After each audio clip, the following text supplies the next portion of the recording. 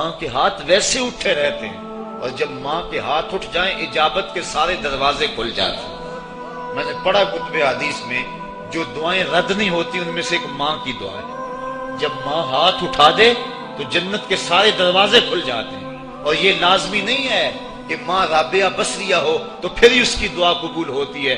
اپلے تھاپتی ہوئی ماں اور لیپا پوتی کرتی ہوئی ماں جو ہے وہ مٹی سے بھرے ہوئے ہاتھ اٹھا دے تو اللہ ان ہاتھوں کو بھی خالی نہیں موڑتا۔ ماں جب بولتی ہے تو اس کے لہجے میں جبریل بولتا ہے۔ ماں جب مسکراتی ہے لگتا ہے جنت کی ساری کلیاں کھل اٹھی ہیں۔ ماں کے چہرے کی رونق اور ماں کے چہرے کی جو ہے وہ خوشی بیٹے کے دل کو حقیقی قرار اور حقیقی تسکین دیتی ہے۔ جو ٹھنڈ ماں کے ساتھ نصیب ہوتی ہے وہ کائنات میں کسی اور جگہ پہ نہیں ہے۔ جو گھنا سایہ ماں کے دامن میں ہے وہ کسی اور جگہ میسر نہیں ہو سکتا ہے۔ وہ کیا کہا تھا کسی نے کہ 5 سٹار ہوٹلوں میں کھانا کھانے میں وہ لذت کہاں جو چولہے پر بیٹھ کے ماں کے ہاتھوں سے پکی ہوئی چپاتیاں کھانے میں آتا ہے۔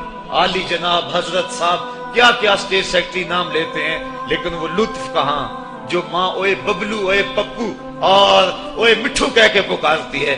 جو مٹھاس ان لفظوں کے اندر ہے وہ بڑے اور بھاری اور بھرکم الفاظ اور خطابات کے اندر کہاں ہے۔ اونچی کرسی پہ بیٹھنے کا وہ لطف نہیں ہے جو ماں کے قدموں میں بیٹھنے کا ہے۔ اللہ نے ماں کے روپ کے اندر ایک محبت اور ایک الفتوں کا ایک ایسا دریا دیا ہے کہ جس کے اندر انسان جب جاتا ہے تو اس کے دکھوں کے سارے میل دھل جاتے ہیں اور وہ بالکل آسودہ ہو جاتا ہے۔ یہ ماں کا روپ ہے، یہ ماں کا پیار ہے۔ تو ماں کا بچھڑ جانا، اس دنیا سے چلے جانا، یہ ایسے ہی ہوتا ہے جس طرح کوئی بندہ گھنے سائے میں کھڑا ہو تو اچانک اس کو دھوپ میں کھڑا کر دیا جائے، پھر اسے پتا چلتا ہے کہ کتنا گھنا سایہ تھا۔ جس طرح درخت ساری دھوپ اپنے اوپر سہتا ہے اور جو اپنے نیچے کھڑا ہو اس کو ٹھنڈک دیتا ہے، اسی طرح ماں باپ سارے دکھ اپنے اوپر سہتے ہیں لیکن اپنی اولاد کو ٹھنڈک پہنچاتے ہیں۔ ماں باپ کے اس دنیا سے چلے جانے کے بعد پتا چلتا ہے کہ میں کتنی گھنی چھاؤں سے کس کڑاکے دار دھوپ میں آ گیا ہوں، اور میری زندگی کے اندر کتنے دکھوں کا زہر گل رہا ہے۔ جو زہر پہلے ماں ہمارے قریب نہیں آنے دیتی تھی، جو باپ ہمارے قریب نہیں آنے دیتا تھا، وہ اپنی باہوں میں اور اپنے سینے میں ان غموں اور دکھوں کو سمیٹ لیا کرتے تھے۔ تو ماں باپ کا اس دنیا سے چلے جانا یہ ایک ایسی محرومی ہے۔ میں اور آپ سیوطی نے اس واقعہ کو لکھا۔ ایک دن حضور حجرہ عائشہ سے مسجد نبوی میں آئے، تا حد نظر صحابہ حضور کے انتظار میں بیٹھے ہوئے تھے۔ جو ہی حضور کو دیکھا ادب سے کھڑے ہو گئے۔ وہ وقت بیت گئے جب لوگ پتھر مارتے تھے، اب یہ مدنی دور ہے، حکم ہو گیا ہے کہ میرے نبی کی آواز سے آواز بھی اونچی نہیں کرنی۔ وہ لمحے بیت گئے جب لوگ آوازیں کستے تھے، اب حکم ہو گیا میرے نبی سے مسئلہ بھی پوچھنا ہے، پہلے گھر جاؤ، صدقہ لو، فقیر ڈھونڈو، خیرات کرو، پھر میرے نبی کی چوکھٹ پہ آؤ، تمہیں پتہ چلے کتنی اونچی بارگاہ میں جا رہے ہیں۔ تو یہ ادب کے زاویے اور ادب کے قرینے طے کرنا پڑتے ہیں۔ حضور آئے، مسجد میں قدم رکھا، تا حد نظر صحابہ سے ادب سے کھڑے ہو گئے۔ آقا کی آنکھیں چھم چھم برسنے لگیں اور حضور نے روتے روتے فرمایا، لو ادرکت والدیہ او احدہما، کاش آج میرے ماں باپ زندہ ہو یا ان میں سے کوئی ایک ہی زندہ ہوتا، وَأَنَا أُصَلِّي صَلَاةَ الْعِشَاءِ، اور میں لوگوں کو نماز عشاء پڑھا رہا ہوں۔ انسان نے دکھوں کا دور دیکھا ہو، بعد میں اللہ خوشحالیاں دے دے تو انسان اس بات کی ضرور آرزو کرتا ہے کہ میرے ماں باپ نے میرے دکھوں کا دور دیکھا، کاش آج میرے سر پہ عزتوں کی سجی ہوئی دستار بھی دیکھتے، آج مجھے وقار کی مسند پہ بیٹھا ہوا بھی دیکھتے، آج میرے گھر میں بچوں کا کھیلنا بھی دیکھتے، آج میرے آنگن کی بہار بھی دیکھتے، آج دولت کی ریل پیل بھی دیکھتے، آج عزتوں کا ظرف جو مجھے نصیب ہوا ہے وہ بھی ماں باپ ملاحظہ کرتے، آج میرے وقار اور میرے عہدہ و منصب کو بھی دیکھتے، معاشرے میں میرے مرتبہ و مقام کو بھی دیکھتے تو کتنے خوش ہوتے۔ جب اللہ کسی کو دولت دیتا ہے، عزت دیتا ہے، شہرت دیتا ہے تو جلنے والوں کی ایک طویل فہرست ہوتی ہے اور پیار کرنے والے بڑے تھوڑے ہوتے ہیں، لیکن ماں باپ بھی لوث محبت کرنے والے ہوتے ہیں۔ تو انسان جب کسی ایسے مرحلے پہ پہنچتا ہے تو وہ ضرور یہ آرزو کرتا ہے، کاش آج میرے ماں باپ ہوتے تو وہ دیکھتے تو کتنا خوش ہوتے، ان کی آنکھیں کتنی ٹھنڈی ہوتی۔ ان کے دل کو کتنی تسکین پہنچتی مجھے اس مرتبے پہ پہنچا ہوا دیکھ کر۔ ظاہر ہے جب حضور پیدا ہوئے تو باپ کا سایہ سر پہ نہیں تھا، 6 سال کی عمر تھی۔ حضور اپنی سمجھا کہ یہ میرا بخار اب جان لیوا ثابت ہوگا۔ انہوں نے ام ایمن کو بلایا اور کہا میرے اس بیٹے کو بحفاظت امیر قریش عبد المطلب تک پہنچا دینا۔ پھر حضور کو سامنے بٹھایا، سر پہ ہاتھ رکھا۔ جب سیدہ آمنہ نے اپنے بیٹے کے سر پہ ہاتھ رکھا، بیوہ ماں کا ہاتھ جب اپنے یتیم بچے کے سر پہ آیا تو ابوا کی ریت کے ذرے بھی رونے لگے۔ سیدہ آمنہ کچھ کہنا چاہتی تھی لیکن ضبط کے بندھن ٹوٹ گئے، آنکھوں سے سیلاب اشک جاری ہو گیا، تو جو کہنا چاہ رہی تھی اس میں چند جملے ادا کیے جو ابن حشام نے محفوظ کیے۔ سیدہ آمنہ نے کہا بیٹا ہر نئی چیز نے پرانی ہو جانا ہے، ہر باقی نے فنا ہو جانا ہے، میں بھی جا رہی ہوں، وَذِكْرَ بَاقٍ وَوَلَدْتُ طُهْرًا، لیکن میرا ذکر نہیں مٹے گا، میں تیرے جیسا ستھرا بیٹا چھوڑ کے جا رہی ہوں۔ جن ماؤں کے بیٹے اتنے اچھے ہوں ان ماؤں کا ذکر نہیں مٹا کرتا۔ یہ آخری لفظ تھے سیدہ آمنہ کے، اس کے بعد ان کا انتقال ہو گیا۔ حضور اپنی ماں کے جسد سے لپٹ کر روتے تھے اور کہتے امی آپ آگے بولتی کیوں نہیں ہیں؟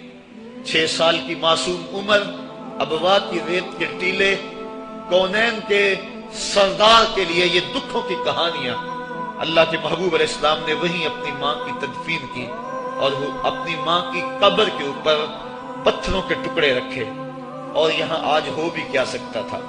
مدینے میں حضور کی ماں کا انتقال ہوتا، کتنے صحابہ جنازے میں ہوتے، فرشتے جنت سے پھول لے کر آتے حضور کی ماں کی قبر پہ چڑھانے کے لیے۔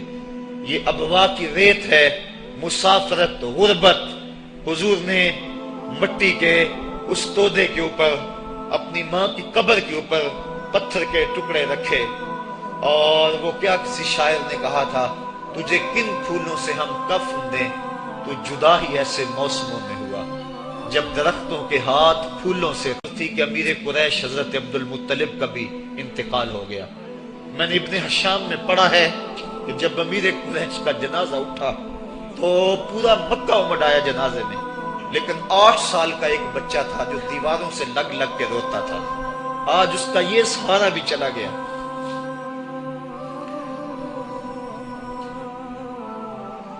8 سال کی عمر میں حضرت عبد المطلب کا بھی انتقال ہوا۔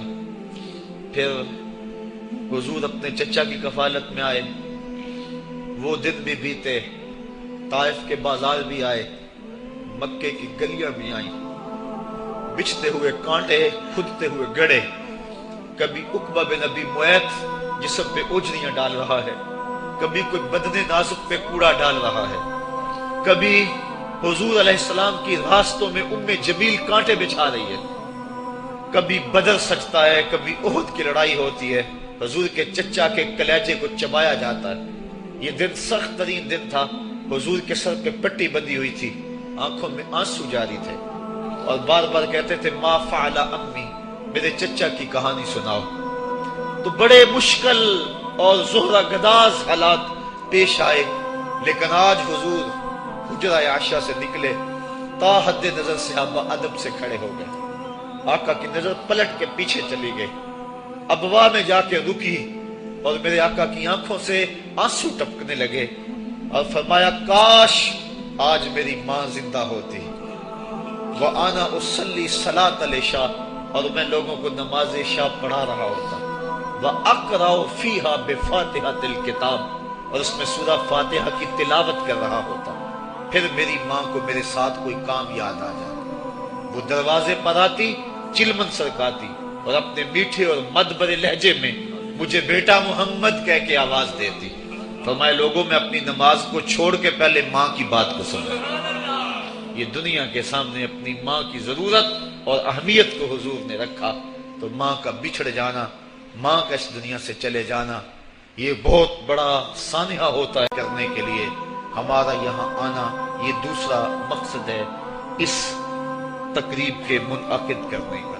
اللہ تعالیٰ جل شانہ نے ایسا رشتہ ماں کی صورت میں پیدا کیا ہے، جنت کی چھاؤں کا دنیا کے اوپر روپ ہے ماں کی ذات، جنت کی گھنی چھاں ہے ماں کا وجود، اور اللہ نے اپنی رحمتوں کو اگر کوئی صورت دی ہے تو وہ ماں کا روپ ہے۔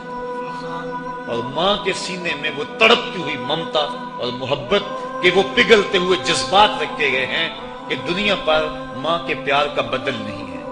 میں کہا کرتا ہوں آج کوئی شے بھی خریدنے نکلیں تو آپ وثوق سے نہیں کہہ سکتے یہ خالص ہے۔ ہر شے 2 نمبر دستیاب ہے، ہر شے میں ملاوٹ ہے، لیکن ایک چیز آج بھی ملاوٹ سے پاک ہے اور وہ ماں کا پیار ہے۔ ماں کی محبت آج بھی کھری ہے اور آج بھی اس میں کوئی ملاوٹ نہیں تھی۔ بچہ بوڑھا بھی ہو جائے لیکن ماں کے لیے وہ بچہ ہوتا ہے، ماں کی دعائیں اسی طرح اس کے لیے ہوتی ہیں، اور بچہ آغوش مادر میں آ کر پھر طفل سادہ رہ جاتا ہے۔ یہ ماں کا پیار اور ماں کی محبتیں۔ ایک شاعر نے ماں کی محبت کا نقشہ کھینچتے ہوئے کیا خوبصورت بات کہی۔ وہ کہتا ہے مدت ہوئی میری ماں نہیں سوئی تابش، میں نے ایک بار کہا تھا مجھے رات کو ڈر لگتا ہے۔ کہا سحری کے وقت میں نے ایک بار اٹھ کے رات کو چونک کر کہا تھا مجھے رات کو ڈر لگتا ہے۔ مدت ہوگی اس بات کو، یہ قصہ پرانا ہو گیا ہوا ہے، مجھے بھی بھول گیا ہوا ہے، لیکن میری ماں رات کو نہیں سوتی، میرے بیٹے کو کہیں ڈر نہ لگ رہا۔ یہ ماں کے پیار کا روپ ہے۔ علامہ اقبال جب ان کی والدہ انتقال کر گئیں تو وہ دیار غیر میں تھے، تو اس وقت انہوں نے ایک طویل مرثیہ لکھا اپنی ماں کی یاد میں، جو آج بھی کلیات اقبال اردو مجموعہ میں ہے، جس کا عنوان ہے والدہ مرحومہ کی یاد میں۔ اس کے اندر لکھتے ہیں آہ اب وطن میں ہوگا کس کو میرا انتظار، آہ وطن میں ہوگا اب کس کو میرا انتظار، کون میرا خط نہ آنے سے رہے گا بے قرار، آرزو لے کر تیری خاک مرکت پہ آؤں گا، اب دعائے نیم شب میں کس کو میں یاد آؤں گا، کون پچھلے پہر اٹھ کے دعا کرے گا۔ ہر ایک سے کہنا پڑتا نا جناب دعا کرنا، مولوی صاحب سے بھی عرض کرنا پڑتا حضور دعا میں، جی کو معتمر کو کہنا پڑتا جناب دیار حرم میں جا رہے ہو اور دیار حبیب میں جا رہے ہو، وہاں مجھے دعاؤں میں یاد رکھنا، سین حرم میں بھی اور جالی کے سامنے بھی۔ ہر ایک کو کہنا پڑتا ہے کہ مجھے دعاؤں میں یاد رکھنا۔ کبھی ماں کو بھی کہنا پڑا کہ امی دعاؤں میں یاد رکھنا۔